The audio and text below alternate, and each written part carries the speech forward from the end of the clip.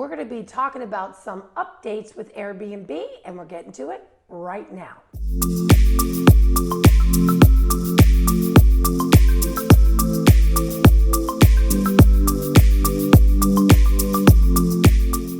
My name is June Kranick, and on this channel, we talk about all things as it's related to the short-term rental industry. Now that the pandemic is completely over, God willing, 300 million guests have stayed in an Airbnb property, which is pretty outrageous.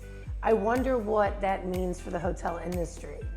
But since the beginning of the Airbnb craze, 1.4 billion guests have rented and stayed in Airbnb accommodations. And if any of you can remember what Airbnb was like 10 years ago, I mean, I didn't even consider it as a viable option for staying somewhere. And in fact, I've been in the hotel and the travel industry for some time, and people used to say, well, yeah, we like to rent Airbnb. And I would be like, Airbnb? Gross. Now, forgive me, that was back then, because all I could think of it was staying in somebody's house, staying in their back room. There was horror stories, there were pictures. Well, obviously Airbnb and this whole industry has come quite a ways. Now, here are just a handful of the online platforms that you can book to stay in accommodations. You have Airbnb, which, by the way, has almost 60% of the revenue overall. 60% of the bookings is Airbnb. You've got Booking.com, VRBO, Expedia, Marriott Homes, which is, Marriott Hotels trying to get into the deal, TripAdvisor, Home2Go, Tripping, Homestay.com, Altraveo, I hope I said that right, One Fine Stay, Interhome, 9 Flats, and Direct Booking. So that's just to name a few, and I'm sure with the way this industry is blown up, there'll be a lot more to come. So there's a lot of options when it comes to owning a short-term rental property. You aren't just pigeonholed into Airbnb or VRBO. And quite honestly, there's a lot of other platforms, but direct bookings is a great opportunity, which I'm sure that I'll get around to doing a video about. I think that as you begin your journey, you might really want to focus on getting those direct bookings as well. As far as Airbnb, there's some new features that came out this past year. Last year, you remember they came out with the categories, and that was like tree houses, beach homes, wow homes, like all different types of different experiences. And some short-term rental owners hosts, I should say, were excited about that change. Some maybe not so much.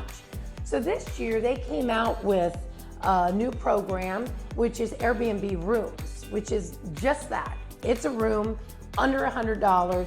I mean, I'm sure it's a room in someone's home or maybe an individual apartment.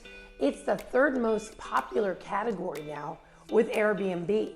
And check this out. At the end of last year, there was 900,000 new hosts.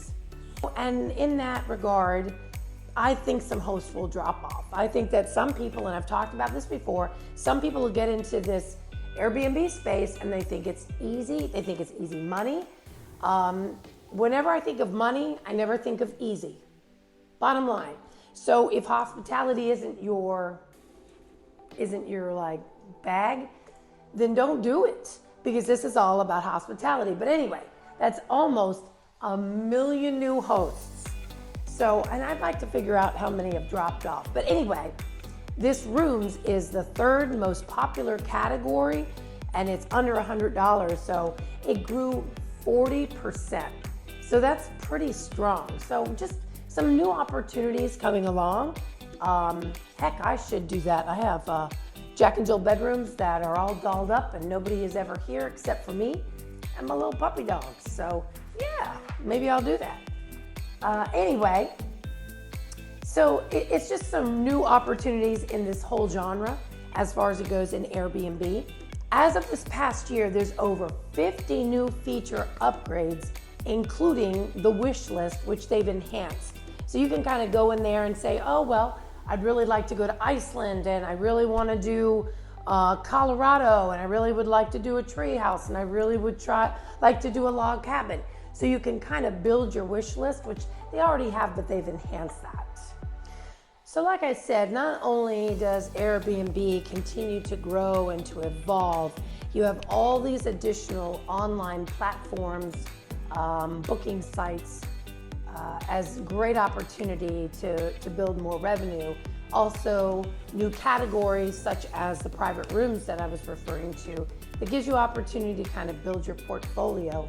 And the whole industry just continues to evolve. Like I said, 10 years ago, this was a whole different ball game. And I'm wondering where this is going to be 10 years from now. New opportunities like glamping. No one seems to be interested in glamping. Big mistake. I'm telling you, that's the shizzle. You want to talk about revenue. Golly. And such a small entry. If you're starting off small, that's the ticket, man. But I got like 3 views on my glamping video. So, and speaking of, let me know what you want to hear about. I've done so many different properties in the area. I think I'm going to go out and look at Paradiso Grande. That's that property where they go from anywhere from a 4-bedroom, 4-bath, all the way up to a 15-bedroom, 15-bath. And they're continuing to build, so maybe I'll do a video out there if that's what you want to see. I don't know. But reach out and let us know what you're looking for. So today we were talking about some of the enhancements of Airbnb and just what's going on out there with online platforms.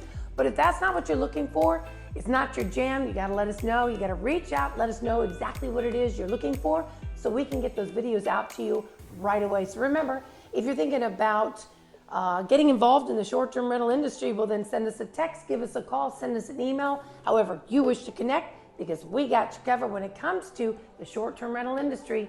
And we will see you on the next video. Bye for now.